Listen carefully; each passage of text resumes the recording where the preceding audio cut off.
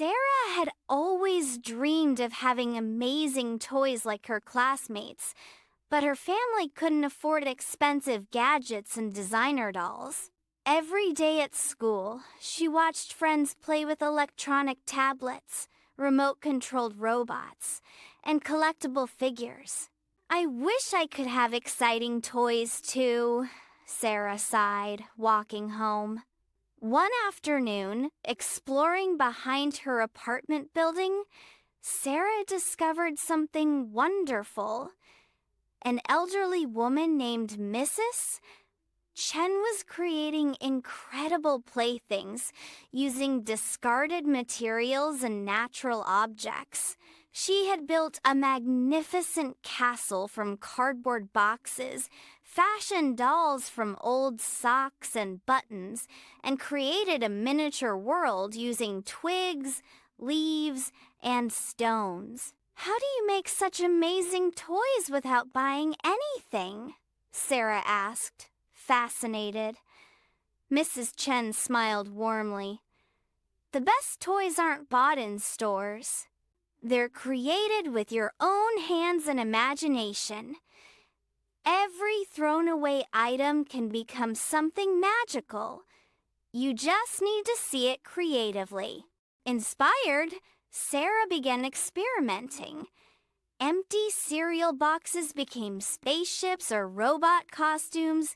Plastic bottles transformed into rocket ships. Old magazines became materials for paper dolls with endless outfit possibilities. At home, Sarah found treasure everywhere. Egg cartons became sorting trays for collections. Empty toilet paper rolls turned into telescopes or castle towers. Worn-out clothes became costumes for stuffed animals. Soon, Sarah's bedroom became a workshop of wonder. She discovered play potential in bottle caps, cardboard tubes, and fabric scraps. Each creation taught her about design, engineering, and storytelling. Sarah approached her teacher, Mr. Thompson, with an idea. What if we had a creative toy workshop where students could make amazing creations for show and tell? Mr. Thompson was uncertain. Other teachers might expect store-bought presentations, Sarah, but Sarah demonstrated her handmade creations, showing how thoughtful and entertaining they were. Her creativity was impossible to ignore. "Let's try something," Mr. Thompson said. "What if we dedicate a week to invention and innovation where students showcase creative toys they've made?" Sarah was thrilled. She taught other students her techniques. Miguel made a marble maze from cardboard tubes.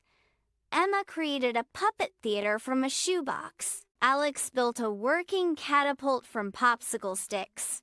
During presentation week, something magical happened. The creative toys sparked everyone's imagination in ways commercial toys never could, inspiring stories, games, and collaborative play. Parents were amazed. Teachers incorporated creative toy making into lessons. The local newspaper featured the Young Inventors Workshop, and other schools wanted to learn their innovative approach. Sarah realized creativity wasn't about having expensive things. It was about seeing possibilities where others saw trash, and having courage to turn possibilities into joy. Years later, Sarah became a toy designer, but never forgot her first homemade creations. She taught others that imagination was the most important tool for making great toys, and that with creativity and resourcefulness, anyone could build worlds of wonder. And she learned that creativity means finding extraordinary possibilities in ordinary materials. With imagination and resourcefulness, we can create joy from anything around us. And that was the end of the story. Please don't forget to like and subscribe. See you later. Bye-bye.